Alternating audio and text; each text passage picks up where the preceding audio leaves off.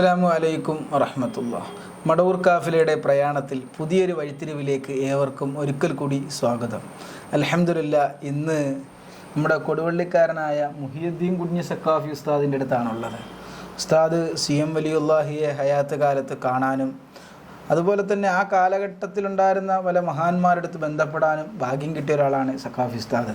ഏത് പറയട്ടെ, ഈ കാലഘട്ടത്തിലെ മശായിഖന്മാരെ ഉന്നത സ്ഥാനം വഹിക്കുന്ന ബഹുമാനപ്പെട്ട ബാവയുടെ തെക്ക് ആ കാലത്ത് മടവൂർ ശൈഖുനാടെ ഹയാത്ത് കാലത്ത് തന്നെ കാണാനും ബന്ധപ്പെടാനും ഭാഗ്യം കിട്ടിയിട്ടുണ്ട്. ഏതായാലും ഉസ്താദിൻ്റെ അനുഭവങ്ങളാണ് ഇന്ന് കാഫിലയിലൂടെ നമ്മൾ കേൾക്കുന്നത്. ഉസ്താദ് എന്തൊക്കെയാണ്, റാഹത്തല്ലേ? അൽഹംദുലില്ലാഹ്.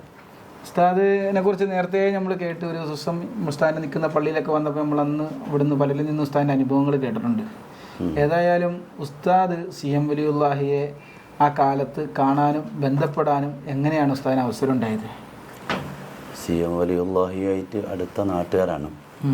എൻ്റെ നാട്ടിൽ നിന്നൊരു 3 കിലോമീറ്റർ താഴെ ഉണ്ടാവും മഹാനവറുകളുടെ വീട്ടിലേക്ക്, ചിറ്റടിമെത്തൽ എന്ന വീട്ടിലേക്ക്.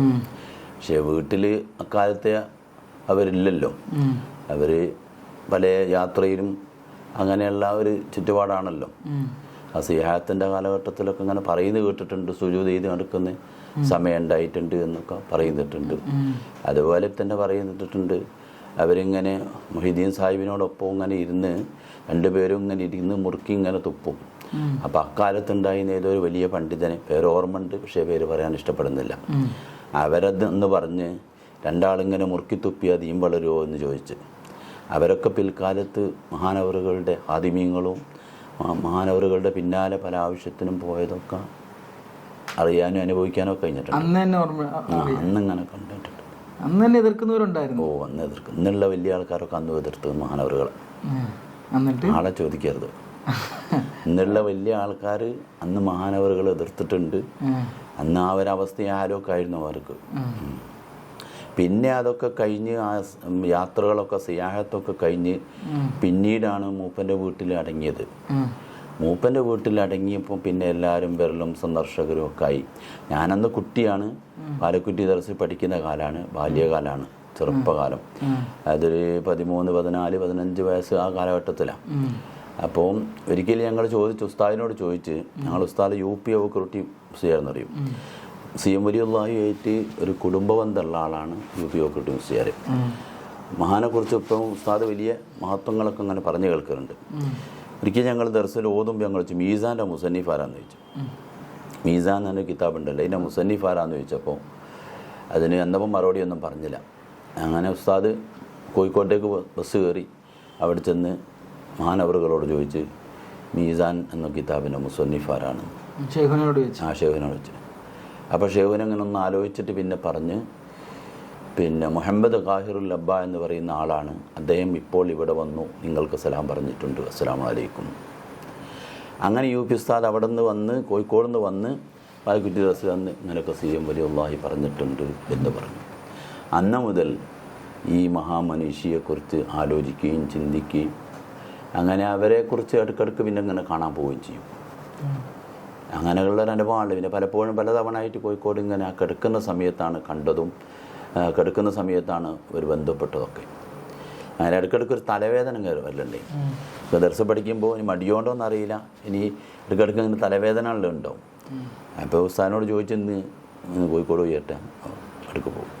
അങ്ങനെ അവിടെ ചെന്നാൽ ഒരിക്കൽ പിന്നെ തലവേദനക്ക് ഇങ്ങനെ അങ്ങോട്ട് തിരിഞ്ഞ് കിടക്കുക ചെയ്യുക. ശിവൻ അങ്ങോട്ട് തിരിഞ്ഞ് കിടക്കുമ്പോൾ പിന്നെ അസ്സലാമു അലൈക്കും എന്നുണ്ട്. അപ്പം അങ്ങോട്ട് തിരിഞ്ഞ് നിന്ന് അങ്ങനെ തല പിടിച്ച് ഇങ്ങനെ ഒന്ന് മന്ദിരിച്ച് തലക്ക്, ഇനി ആ തലവേദന വേണ്ടെന്നും പറഞ്ഞു.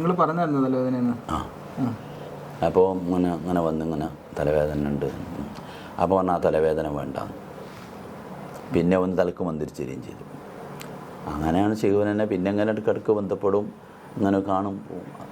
ആ നിലക്കുള്ള ബന്ധമേ ഉള്ളൂ. ആ കൂട്ടത്തിൽ വലിയ അനുഭവം എന്നുണ്ടെങ്കിൽ ഇതാണ് ഇപ്പം എൻ്റെ അനുഭവം. എൻ്റെ തലവേദന എന്നുണ്ടെങ്കിൽ ഇങ്ങനെ ഉണ്ടായിട്ട് ഇങ്ങനെ ഇടയ്ക്കിടയ്ക്ക് ഇങ്ങനെ വല്ലാതെ അനവസരപ്പെടുത്തുന്നതായി തലവേദന. അപ്പം അതുകൊണ്ട് അത് വേണ്ടാന്ന് പറഞ്ഞപ്പോൾ അത് വേണ്ട, അവർ മുദബ്ബിറുൽ ആലമിൻ്റെ പവർ എന്നെ അവിടെ കണ്ടു എന്നാണ് ഞാൻ മനസ്സിലാക്കുന്നത്.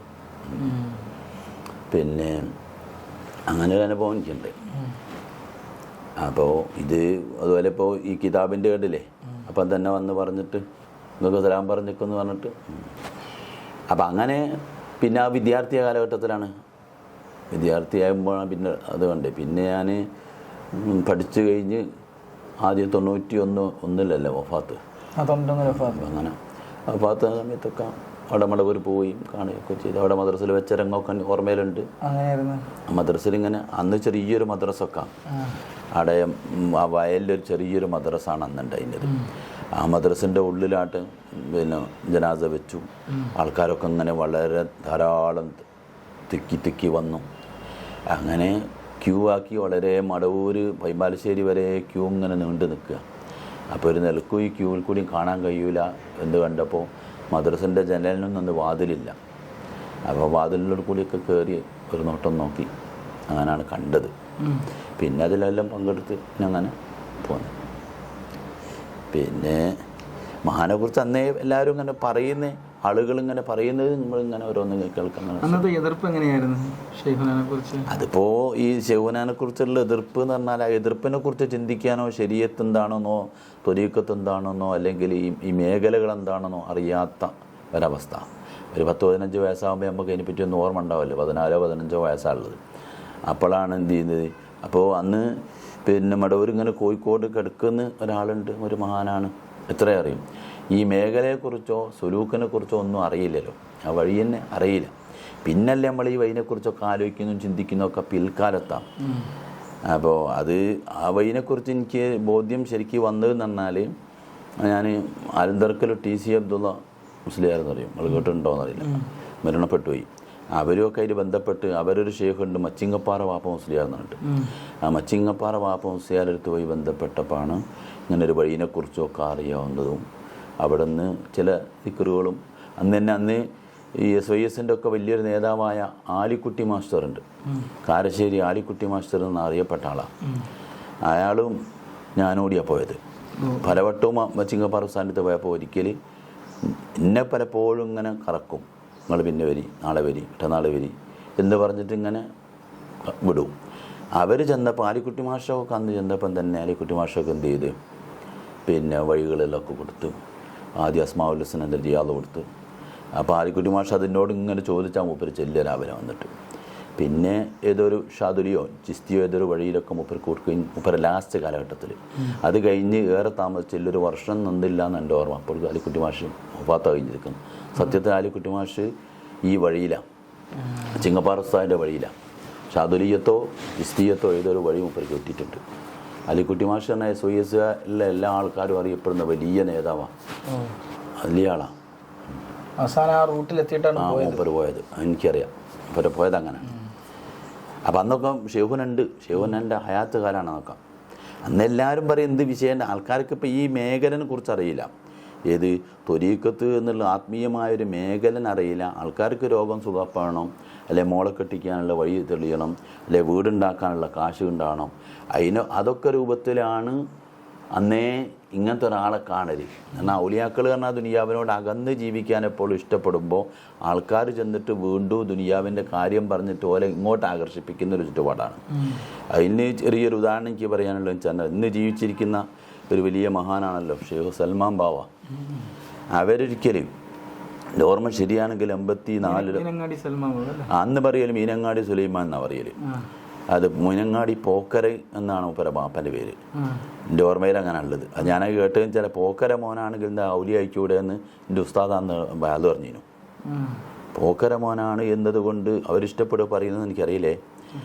പിന്നെ ഔലി അയക്കൂടെ എന്നൊക്കെ ഉസ്താദ് എന്ന് വേല പറഞ്ഞിരുന്നു. ഉസ്താദ് അങ്ങനെ വേല പറഞ്ഞിരുന്നെങ്കിലും ഉസ്താദ് ബാബൻ എന്ത് ചെയ്തില്ല, അന്ന് നിസാരപ്പെടുത്തി അങ്ങോട്ട് അംഗീകരിച്ചിട്ടില്ല, ഉൾക്കൊണ്ടിട്ടില്ല, നിസാരപ്പെടുത്തിയുമില്ല. ബാബനെ സ്ഥിരപ്പെടുത്തിക്കൊണ്ട് തന്നെയാണ് അന്ന് പ്രസംഗം ഉണ്ടായത്. അപ്പോൾ അന്ന് പാലക്കുറ്റിയിൽ വന്നിരുന്നു ഇവർ. ഞാൻ അന്ന് എൻ്റെ ഓർമ്മ ശരിയാണെങ്കിൽ അൽഫിയറ്റ് ഓതുക, ഒരു 14-15 വയസ്സിൻ്റെ സമയമാണ്. അന്ന് ഈ നമ്മൾ കാണുന്ന തൊപ്പിയൊക്കെ ഇട്ടിട്ട് ഒരു താടിയൊക്കെ ഉള്ള ഒരു ചെറുപ്പക്കാരനാണ്. ഒരു 10-28 വയസ്സോ അതിൻ്റെ താഴെയൊക്കെ ഉണ്ടാവും ബാവക്ക്. അപ്പം അങ്ങനെ ബാവാടെ വന്നപ്പോൾ കൂടെ TMC ഉസ്താദുണ്ട്. TMC ഉസ്താദുണ്ട്. TMC ഉസ്താദ് കുടളി വന്നപ്പം തന്നെ ബാബൻ്റെ കൂടെ ഉണ്ട്. അന്നൊരു ഷാദുലി പള്ളിയിൽ നിൽക്കുന്ന അർമാൻ ഖാൻ എന്ന് പറഞ്ഞ ഒരാളുണ്ട്, മാണിക്കോ തർമാൻ ഖാൻ അറിയാം, അയാളും കൂടെ ഉണ്ട്. അങ്ങനെ മാണിക്കോ തർമാൻ ഖായും ബാവയും പിന്നെ TMC ഉസ്താദ് റോഡുമ്പോൾ കൂടി ഇങ്ങനെ നടന്നു പോകും. അന്ന് നടന്നാ പോവുക. ഒരു ബാബ ഒരു ജിന്നേക്കാപ്പൊക്കെ വെച്ചിട്ട് ഒരു കുപ്പ ഷർട്ടൊക്കെ വെച്ച് ഇങ്ങനെ തുണി എടുത്ത് ഇങ്ങനെ നടന്നു പോകും.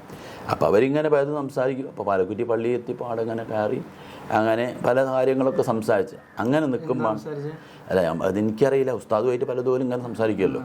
നമ്മൾ ചെറിയ കുട്ടിയല്ലേ, ഇതിനെപ്പറ്റിയൊന്നും അറിയില്ലല്ലോ, എന്താണെന്ന് സംസാരിച്ചതെന്നോ അല്ലെ വകുപ്പ് എന്തോ ശരീരത്തെന്തോ ഇസ്ലാം എന്തോ എന്ന് തന്നെ അറിയാത്തൊരു കാലഘട്ടമല്ലേ. അൽഫിയ ഓതുക എന്ന് പറഞ്ഞാൽ അന്ന് വേറെ കിതാബ് പോകുന്നില്ല. അൽഫിയ ഓതുമ്പോൾ അൽഫിയ എന്തേ ഓതാൻ പാടുള്ളൂ എന്നാണ് ഉസ്താദിൻ്റെ നിയമം, UP ഉസ്താദിൻ്റെ നിയമം അങ്ങനെ.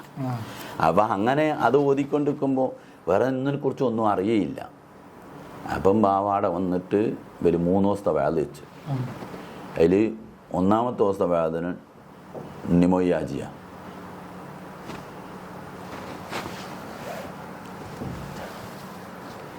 ഒന്നാമത്തെ ദിവസത്തെ വേദന നിമോയാജിയ.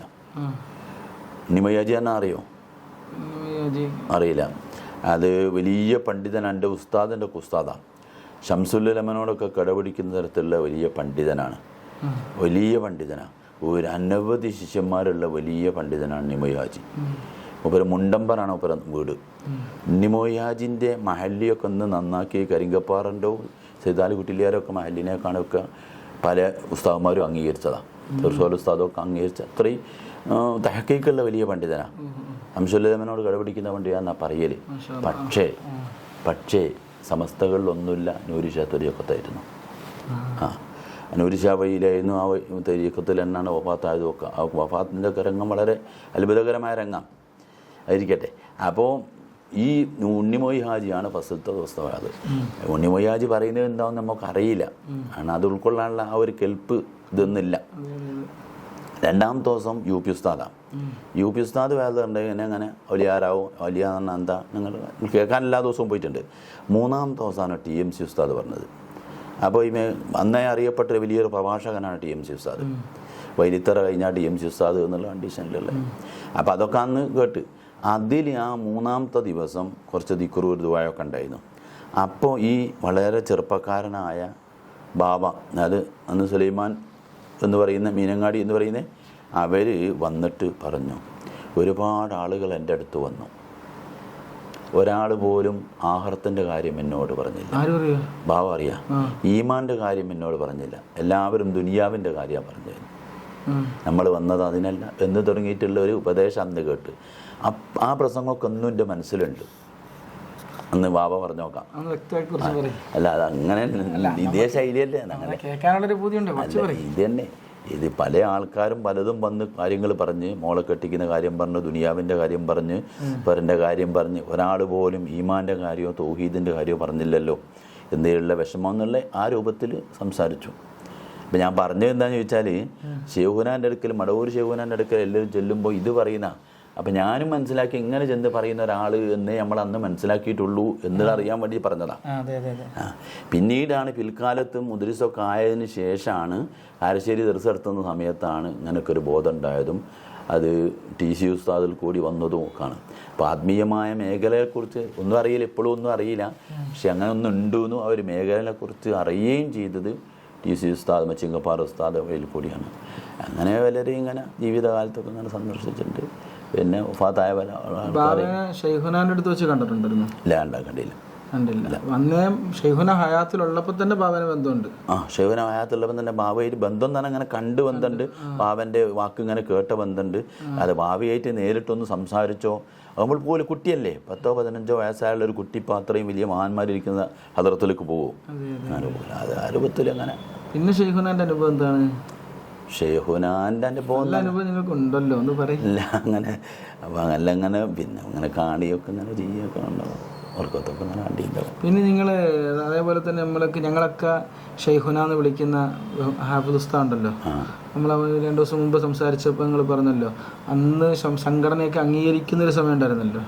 ആ സമയത്ത് നിങ്ങൾ പറഞ്ഞില്ല എന്തായിരുന്നു? അതും അങ്ങനല്ല പറഞ്ഞു. അന്ന് ഹാഫിദ് ഉസ്താദ് എൻ്റെ അടുത്ത് പഠിക്കുന്ന കുട്ടികളൊക്കെ ഉണ്ട്. 3-4 ഇപ്പോൾ സഖാഫിയും മാക്കവിയും ഒക്കെ ആയിപ്പോയ കുട്ടികളുണ്ട്, മുതാലിമീങ്ങൾ. അപ്പോൾ അവരിങ്ങനെ പഠിക്കുമ്പോൾ അവരിങ്ങനെ എന്ത് ചെയ്യും, അന്ന് ദിക്കറിന് പോകും, ഉദ്ബിയത്തിന് പോകും. ഷെഹൂൻ അവിടെയുള്ള ഉദ്ബിയത്തോ ദിക്കറൊക്കെ ഉണ്ടായില്ലയോ. അപ്പം ഞാനൊന്നിനും പോലുമില്ല. അപ്പോൾ സജീവമായിട്ട് ഇവിടെയൊക്കെ വരുന്ന സമയമാണ്, എടാ പൂനൂര് അങ്ങനത്തെ അടുത്തൊക്കെ അങ്ങനെ ഷെഹൂനെ വരുന്ന സമയമാണ്. അന്നപ്പം ഞാൻ അവരോട് ഇങ്ങനെ പറഞ്ഞ്, ആയിക്കോട്ടെ ഹാഫിദ് ഉസ്താദ് കുഴപ്പമൊന്നുമില്ല, പക്ഷേ അപ്പോൾ ഹാഫിദ് ഉസ്താദ് അക്കാന്ന് ഞാൻ ഇപ്പോൾ പറയൂല, 6 മാസം കഴിയട്ടെ എന്ന് പറഞ്ഞാൽ നിങ്ങൾ 100% എന്ന് എതിർക്കുന്നു അന്ന് ഹക്കാന്ന് പറയാന്ന്. അതായത് സംഘടന അതെ, അത് കുട്ടികളോട് പറഞ്ഞതാണ്. അതെ, എസ് എഫ് ഐരോട് പറഞ്ഞത് നിങ്ങൾ 100% എതിർക്കുന്നൊരു കാലം ഉണ്ടാവും, അന്ന് നമ്മൾ പറയുക ഹക്കാണ്. സത്യത്തിൽ ഈ ഹക്കിൻ്റെ ആൾക്കാരൊക്കെ അങ്ങനെയാണല്ലോ, അവരെല്ലാവരും എതിർക്കുന്നൊരവസ്ഥ ഉണ്ടാവും. ഇന്നക്കലം മജ്നൂൻ നബിനോട് തന്നെ പറഞ്ഞാലല്ല, എല്ലാവരോട് പറയണം. അന്നപ്പോൾ എന്ത് ചെയ്യും ആവും. അപ്പം അങ്ങനെ അങ്ങനെ ഒരു വാക്ക് പറഞ്ഞില്ല. ഇപ്പോഴും കുട്ടികൾ എടുത്ത് പറയും, ഉസ്താദ് അന്നേ പറഞ്ഞല്ലോ ഞങ്ങൾ എതിർക്കുമ്പേ ഹക്കാവുന്ന, അപ്പം ഹക്കാന്ന് ഉറപ്പാണെന്ന് നിങ്ങൾ പറയും. തമാശ രൂപത്തിൽ പറഞ്ഞാൽ ഞാനൊരു ഔലിയായിട്ട് വലിയൊരു ഇതായിട്ടൊന്നും പറഞ്ഞല്ല. 6 മാസം കണക്കാക്കി തന്നെയാണ്. അത് കഴിഞ്ഞ് 6 മാസം 1 കൊല്ലത്തിൻ്റെ ഉള്ളിലായിട്ട് എന്ത് ഹാഫിദ് ഉസ്താദിന് വളരെ എതിർപ്പം വന്നിട്ടുണ്ട് പല രൂപത്തിൽ. ആദ്യം ചെറിയ രൂപത്തിലന്ന് മറ്റുപടമൊക്കെ ഞാൻ പോയിക്കുന്നത് ഹാഫിദ് ഉസ്താദിൻ്റെ നോളേജ് സിറ്റിൻ്റെ എന്താ പള്ളീൻ്റെ തർക്കലോട് കോഴിക്കോട്. അതെ അതെ, അത് വേക്കൊക്കെ ഞാൻ കുടിക്കുന്നു സരോവരത്തിലോ യൂട്യൂബിലുണ്ടല്ലോ ഇപ്പോഴും. ഞാൻ പിന്നെ ഞാൻ അങ്ങനെ സജീവമായിട്ടൊന്നും പ്രവർത്തിക്കുന്നു. ഇനി നമുക്ക് എടുത്തു പറയാൻ പറ്റിയ അനുഭവം വടകരയിൽ തങ്ങളെ കണ്ടിട്ടുണ്ടോ? കണ്ടിട്ടുണ്ട്. എന്തായിരുന്നു അതിനെ കുറിച്ച്? വടകരനെ കണ്ട് വടകരയായിട്ട് തങ്ങളുമായിട്ട് സംസാരിക്കുകയൊക്കെ ചെയ്ത്. അപ്പോൾ ഞാൻ അന്ന് പിന്നെ ഇന്ത്യയിൽ വീൽസ് കണ്ട ഒരു രോഗം അങ്ങനെ പറഞ്ഞിരുന്നു. അത് ഓർമ്മ കൊണ്ട് പറഞ്ഞില്ല, ഞങ്ങളൊക്കെ അന്ന് കുട്ടിയാക്കി. ചിലപ്പോൾ ആ വീൽസ് എന്ന രോഗം ഇങ്ങനെ പടർന്നപ്പോൾ പിന്നെ ഗൾഫിൽ നിന്നൊക്കെ ഫ്ലൈറ്റ് നിർത്തി, അങ്ങനെയൊക്കെ ബുദ്ധിമുട്ടായി. അപ്പോൾ ഒരു ഗൾഫുകാരന് ഓനും വേണോ ഒന്ന് കാണാൻ ഒരാളുണ്ട് നമ്മൾ കാണാൻ. അപ്പോൾ പിന്നെ ഷെയ്ഖുനല്ല നമുക്ക് കാണാൻ പറ്റിയ ഒരാളുണ്ട്, നമ്മുടെ ഒരു ഷെയ്ഖുനല്ലല്ലോ. അപ്പം ഞാൻ ഇങ്ങനെ വടകര ഓരോരുത്തർ നമ്മൾ പോയി നോക്കാന്ന്. അങ്ങനെ വടകര ഓരോരുത്ത് പോയപ്പോൾ വടകര ഒരു പള്ളിയിൽ ഇങ്ങനെ ഇരിക്കുകയാണ് ആളെ. അപ്പോൾ ഞങ്ങൾ ചെന്ന് ഇങ്ങനെ വർത്താനങ്ങളൊക്കെ ആൾ പോയി നിൽക്കുകയും ശരി തന്നെ അങ്ങനെ പറയലെന്ന് പള്ളിയിൽ കയറി നിസ്കരിച്ചതിന് ശേഷം അവിടെ നിന്ന് പറഞ്ഞു ഇങ്ങനെ കഥ ആക്കും. അപ്പം എന്നോട് ചോദിച്ചു, ഇന്ത്യയിൽ 1 കോടി എലി ഉണ്ട്, എന്നെ കൊണ്ട് കൊല്ലാനാവുമെന്ന് ചോദിച്ചു. 1 കോടി എലി ഉണ്ട്. എലി ഇന്ത്യയിൽ 1 കോടി എലിയുണ്ട്, എന്നെ കൊണ്ട് കൊല്ലാനാവുമോ? അവന് ഞാൻ ഒന്നും പറഞ്ഞില്ല, നമുക്ക് മനസ്സിലായില്ല പറഞ്ഞെന്താന്ന്. അപ്പോൾ ഇനിയിപ്പോൾ ഇന്നറിയുന്ന അത്രയും അന്നറിയൂലയും, അതുകൊണ്ട് അങ്ങനെ അത് കേട്ട് പോരുകയും ചെയ്തു. അവരൊന്നും പറഞ്ഞില്ല. അങ്ങനെ വടകര തങ്ങളുള്ള ബന്ധം. പിന്നെ അങ്ങനെ നമ്മുടെ ബാബൻ്റെ ഷെയ്ഖ് ആരായിരുന്നു? സൽമാൻ ബാബൻ്റെ ഷെയ്ഖിനെ കുറിച്ച് നമ്മൾ നേരത്തെ ബാബൻ്റെ ഷെയ്ഖ് എന്ന് പറഞ്ഞാൽ ബാബയായിട്ട് ഒരുമിച്ച് നടക്കുന്ന ഷെയ്ഖ് ഹസംസിയാർ നക്ഷബന്ദി തായക്കോട സമലിയ എന്നറിയും. നക്ഷബന്ദീയത്തിൻ്റെ വലിയ മഹാനും കേരളത്തിൽ തന്നെയുള്ളൊരു അമീറുമായിട്ട് പ്രവർത്തിച്ച ആളാണ്. മൂപ്പര് ഇങ്ങനെ നടക്കുന്ന കാലവും അപ്പോൾ നടക്കുന്നതൊക്കെ പല സ്ഥലത്തുനിന്നും കല്യാണമൊക്കെ കഴിച്ച് അങ്ങനെയൊക്കെ ഉണ്ടാവും വെറുതെ. ഷെയ്ഖ് സമലിയാറായിട്ട് കൊട്ടാരക്കുന്നില്ല മൂപ്പര മക്ബറ പോയിട്ട് പലപ്പോഴും പോയിട്ടുണ്ട്. നക്ഷബന്ദീയത്തിൽ വലിയ മഹാനാണ്, ഭാവിയായിട്ട് ബന്ധമുണ്ട്. അങ്ങനെ ബന്ധം ഞാൻ ദർശനത്തിയ സ്ഥലമുണ്ട്, അവിടെയൊക്കെ അങ്ങനെ വന്നിട്ട് ആളിന് ബാബനെ കൊണ്ട് പെണ്ണടിക്കണം എന്ന് പറഞ്ഞ കയറിയൊക്കെ ഓർമ്മ ഉണ്ട്. എനിക്ക് ഓർമ്മയല്ല, ഓര് പറഞ്ഞു പിൽക്കാലത്ത്.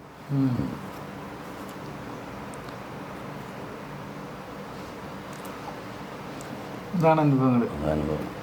ഇൻഷാ അല്ലാഹ് അൽഹംദുലില്ലാഹ്. ഉസ്താദിന് ഒരുപാട് പറയാനുണ്ട്. ഉസ്താദിന്റെ സംസാര ശൈലി കണ്ടാൽ തന്നെ നമുക്കറിയാം കുറേയൊക്കെ ഒതുക്കി വെച്ചുകൊണ്ടാവില്ല. കാരണം ഇപ്പോഴത്തെ ഒരു സാഹചര്യവും ഫിത്തിനെയൊക്കെ പേടിയാണ് എല്ലാവർക്കും. പക്ഷേ ഇതൊക്കെ എപ്പോഴും തുറന്നു പറയേണ്ട ഒരു കാര്യമാണ് ഷെയ്ഖുനാനെ കുറിച്ചും ഈ കാലഘട്ടത്തിലെ മശായിഖന്മാരെ കുറിച്ചും. ഏതായാലും അൽഹംദുലില്ലാഹ് ഉസ്താദ് നമുക്ക് പറഞ്ഞു തരാൻ കാണിച്ചൊരു മനസ്സുണ്ടല്ലോ. അല്ല, ഷെയ്ഖുനെ കുറിച്ചൊക്കെ നമ്മൾ അറിയുന്നതൊക്കെ പറഞ്ഞപ്പോൾ അറിയുന്നതെന്ന് വെച്ചാൽ പിന്നെ ഇപ്പോൾ അങ്ങനെയല്ല, പിന്നെ അത്ര കൂടുതലായിട്ട് ബന്ധപ്പെടാനും ഇപ്പം കണ്ടില്ലേ കുത്തുബില്ലാലോ എന്ന് ഫീമനാക്കി കുത്തുബില്ലാലോ എന്നൊക്കെ നമ്മൾ മർക്കസിൽ നിന്നൊക്കെ കിതാബൊക്കെ നിർത്തിയല്ലോ. ശരിക്കും പറഞ്ഞാൽ അതുപോലെ തന്നെ CM സെന്ററിൽ നിന്ന് ഇറക്കിയ കുത്തുബില്ലാലോ അതിപ്പോൾ എന്താ പറയുക, അത് നമ്മൾ പിന്നെ അത് ഏത് കാലവും ഉള്ള കാലത്തോളം ഉണ്ടാവും. അത് അന്ത്യനാൾ വരെ എതിർക്കല്ലോ. ഫയക്കോനും മധുവും വധുമ്പവും സവാകുകയുമാണോ? ആര് എതിർത്താലും ആര് ഗുണം പറഞ്ഞാലും ഒക്കെ അതങ്ങനെയാണല്ലോ. ഈ മേഖലയിലുള്ള ആൾക്കാർ അങ്ങനെയാണ് നിവർത്തിച്ചത് പണ്ടേ കണ്ടത്. അതെ അതെ. ഏതായാലും അൽഹംദുലില്ലാഹ് പ്രത്യേകിച്ച് ഉസ്താദ് നമ്മളെ കാഫില കാണുന്നവർക്കും നമ്മളെ സഹായിക്കുന്നവർക്കും ഒക്കെ വേണ്ടി പ്രത്യേകം ദ്വാരക്കണം. ഇൻഷാ അല്ലാഹ് നന്നാക്കി തരട്ടെ അല്ലാഹു തആല. ഏതായാലും ഇൻഷാ അല്ലാഹ് ഷെയ്ഖുനായുടെ മദദിലായി ജീവിക്കാൻ അള്ളാഹു നമുക്കും നമ്മളെ സ്നേഹിക്കുന്നവർക്കും എല്ലാവർക്കും ഉള്ള തൗഫീക്ക് തരട്ടെ. പുതിയ അനുഭവങ്ങളുമായി ഇൻഷാ അല്ലാഹ് വീണ്ടും ഞങ്ങൾ വരും. നിങ്ങളുടെയൊക്കെ നാട്ടിൽ ഷെയ്ഖുനാനെ കണ്ട അനുഭവമുള്ള ആളുകളുണ്ടെങ്കിൽ ഞങ്ങളുടെ എല്ലാ വീഡിയോയിലും നമ്പറുണ്ട്, ബന്ധപ്പെടണം. അവരുടെയൊക്കെ അനുഭവങ്ങൾ ഇൻഷാ അല്ലാഹ് പിൻകാലത്ത് വരുന്ന ആളുകൾക്ക് അറിയാനും ഒരു മാർഗം ആവട്ടെ മടവൂർ കാഫില എന്ന് പറഞ്ഞു വെച്ചുകൊണ്ട് നിർത്താലോ. അസ്സലാമു അലൈക്കും വറഹ്മത്തുള്ളാഹി.